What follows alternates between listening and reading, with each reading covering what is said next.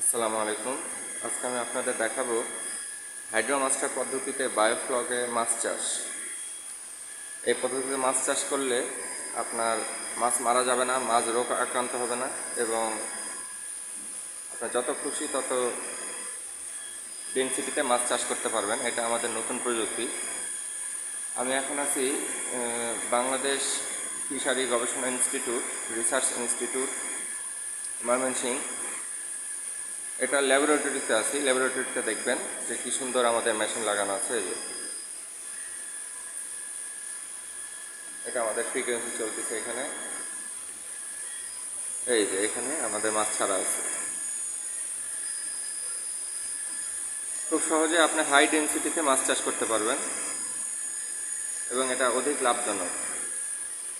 জীবাণু, bacteria, virus সব ধ্বংস করবে এবং মাছের গ্রোথটাকে বৃদ্ধি করবে।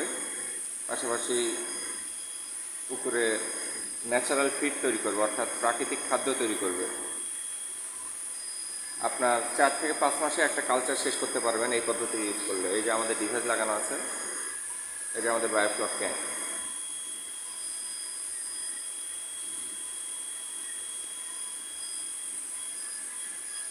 এটা খুব দ্রুতই আমাদের লঞ্চ হবে এবং এটা খুব আলোড়ন সৃষ্টিকারী মেশিন হবে আর কি।